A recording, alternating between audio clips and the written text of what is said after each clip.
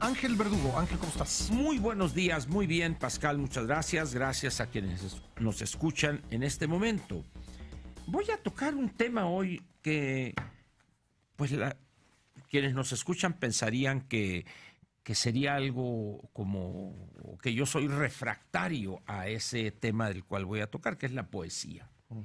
Las razones son las siguientes. Ayer en la entrevista interesante por lo demás que le hiciste al doctor Trasloceros, en relación con estas declaraciones del obispo de Chilpancingo y Ciudad Altamirano y el protagonismo que lo ha caracterizado, hay que decirlo también, y planteó el doctor Trasloceros refiriéndose a esa mística o a ese papel importante en términos pastorales de los franciscanos. Mencionó él de pasada cuando hace la figura casi poética del obispo yendo a buscar al lobo. Evidentemente es una figura alegórica, no es en realidad, no se da eso, ¿verdad?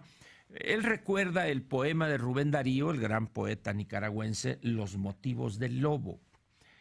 Lo que quiero decir con eso, evidentemente no hablaré nada más de poesía, estoy recordando este poema, sino de algo que ha sido una constante en la historia de México, y para no irnos muy lejos, me ubico en la época de la Reforma, en los años, vamos a decir, precisos, los años 60 del siglo XIX, el conflicto cuando Cárdenas y su grupo, el presidente Juárez, perdón, y su grupo de grandes liberales desarrollan toda esta visión de modernización con las leyes de reforma y el enfrentamiento con la alta jerarquía de la Iglesia Católica.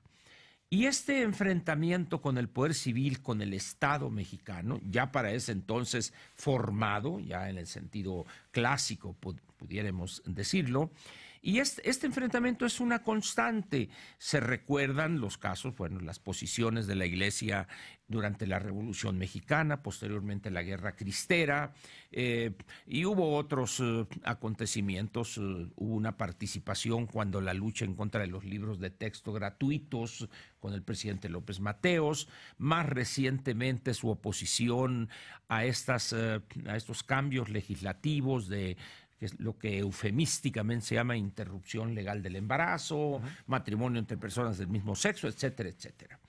Hoy esa visión ha cobrado cierta fuerza por las manifestaciones abiertas de su fe por parte de MID y en el caso de López sin precisar a qué grupo cristiano pertenecería, pero de alguna manera también Margarita Zavala planteando abiertamente su posición en cuanto a religión se refiere, y han de alguna manera...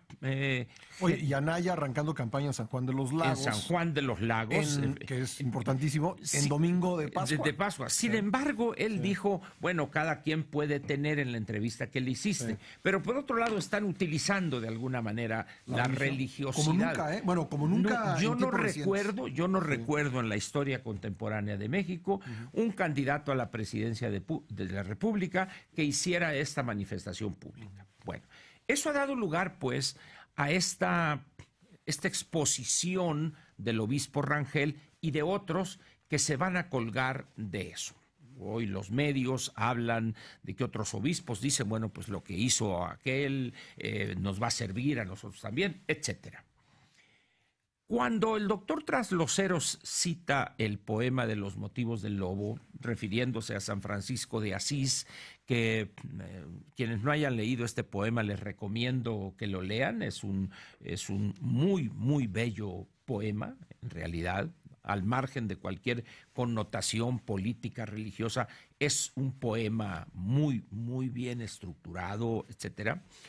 Pero lo que no dijo el doctor Trasloceros es cuál es el desenlace de esa dominación de Francisco de Asís, de San Francisco de Asís, al lobo de Gubia, o al lobo de Gubbio, dicen algunos. Incluso el poema de Rubén Darío habla del lobo de Gubbio. Bueno, No, él nomás menciona la parte de la fuerza de ese amor o de esa posición de ayudar al rebaño en el sentido religioso del término.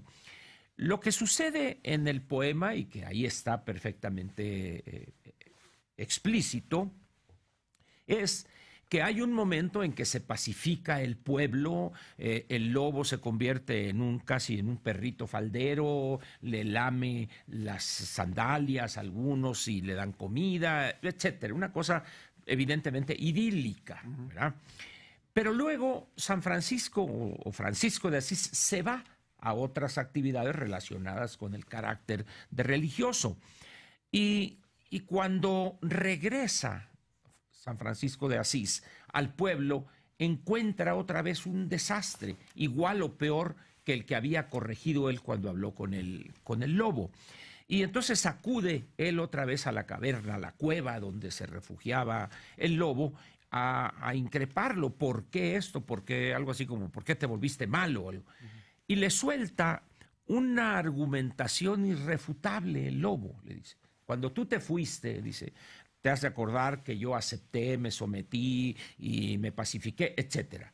Pero luego, dice, empecé a ver en la población la ambición, la lujuria, el odio, el pleito entre esposos, y en ese momento se burlaban de mí, me apaleaban, me trataban de lo peor, ¿verdad? En ese momento, ¿qué hago yo? Me decepciono y regreso yo a la cueva y regreso otra vez a pegarle a las ovejas, a las cabras, a los pastores, etcétera. Y San Francisco de Asís, en vez de decir, oye, no, mira, vamos a castigar a aquellos, vamos a resolver ese problema, no, él acepta esa explicación del hermano lobo, diciendo, oye, era el colmo que después de que yo, un lobo feroz, con todas las características, haya sido tratado de esa manera después que yo di pruebas de que me había, si no convertido, al menos había aceptado tu petición. Entonces, el santo de Asís, así dice en el poema, cuando le da la explicación el lobo, dice así, son 6 líneas con las cuales termina el poema, y dice: el santo de Asís no le dijo nada, le miró con una profunda mirada y partió con lágrimas y con desconsuelos y habló al Dios eterno con su corazón. El viento del bosque llevó su oración, que era: Padre nuestro que estás en los cielos. Dicho de otra manera, aceptó el santo Francisco de Asís los motivos del lobo. Los motivos del lobo. Es decir, ¿qué es lo que podríamos ahora, viniendo al México de ahorita? Que hay una situación donde, aun cuando acuda el obispo a pacificar al lobo, en este caso los narcotraficantes, él se va a tener que ir a otra comunidad y a otra, pero los motivos del lobo seguirán así. ¿A qué conclusión llego, Pascal?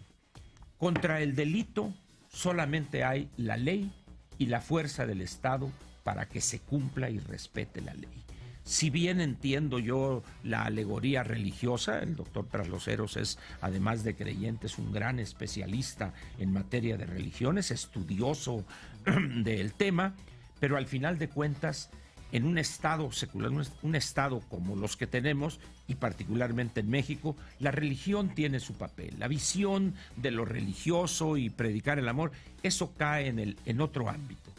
El ámbito civil, el ámbito que corresponde al César, es hacer que el ciudadano respete la ley, respetándola él también, por supuesto. Cosa efectivamente no ocurre con mucha frecuencia. No. Y pudiéramos decir que en ese sentido hay tantos lobos en el país. ¿Por qué? Porque dicen, bueno, San Francisco le va a decir, no ves la corrupción en el gobierno, no ves la corrupción en las policías, y tendríamos entonces que aceptar los motivos de los nuevos lobos. Ángel Verdugo, un gusto, como siempre. Hasta mañana.